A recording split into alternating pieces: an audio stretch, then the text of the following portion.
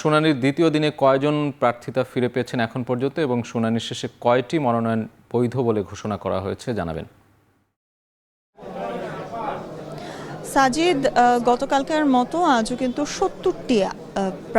70টি মনোনয়নপত্র কিন্তু আজ আপিল হয়েছে এবং আপিল নিষ্পত্তির পর কিন্তু আমরা কিছুক্ষণ আগেই সেটি শেষ হয়েছে এবং আমরা কিন্তু জানতে পেরেছি আজ 57 জন প্রার্থী তার মনোনয়নপত্রের বৈধতা পেয়েছেন এবং তার পাশাপাশি জানিয়ে রাখতে চাই 6টিকে অবৈধ বলে ঘোষণা করা হয়েছে, অর্থাৎ বিভিন্ন ধরনের ত্রুটি থাকায় কিন্তু রিটার্নিং কর্মকর্তাদের যে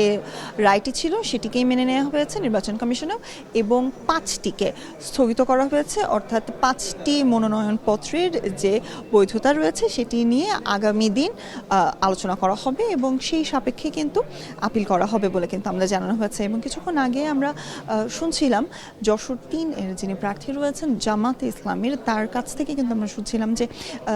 ছোট ছোট আসলে কিছু ভুলের জন্য, অর্থাৎ হয়তোবা সই নেই কিংবা দ্বৈত নাগরিকত্ব যাদের রয়েছে সেই দ্বৈত নাগরিকত্বর জন্য অনেকের প্রার্থিতা বাতিল করা হয়েছিল, সেটি আবার অনেকে ফিরে পেয়েছেন। এবং তার পাশাপাশি কিন্তু তিনি আজ আমাদেরকে জানাচ্ছিলেন যে একটি পক্ষপাতিত্বর কথা কিন্তু আমরা গত কয়েকদিন ধরে শুনে আসছি মনোনয়নপত্র জমা নেওয়ার ক্ষেত্রে, এবং আজ কিন্তু যশোর 3 এর জামাতের যিনি প্রার্থী রয়েছেন আবেদন করেছিলেন এবং তার মনোনয়নপত্রটি স্থগিত ঘোষণা করা হয়েছে। সেই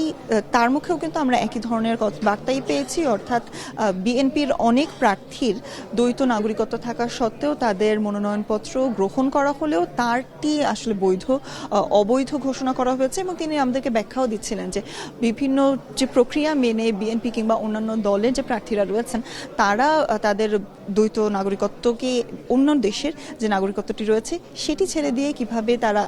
আবেদন করেছেন এবং সেই আবেদনের ফরম্যাটই কিন্তু তিনি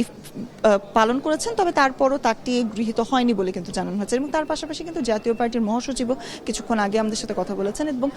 শামীম হায়দার পাটোয়ারির মুখেও কিন্তু আমরা একই ধরনের বার্তা পেয়েছি যে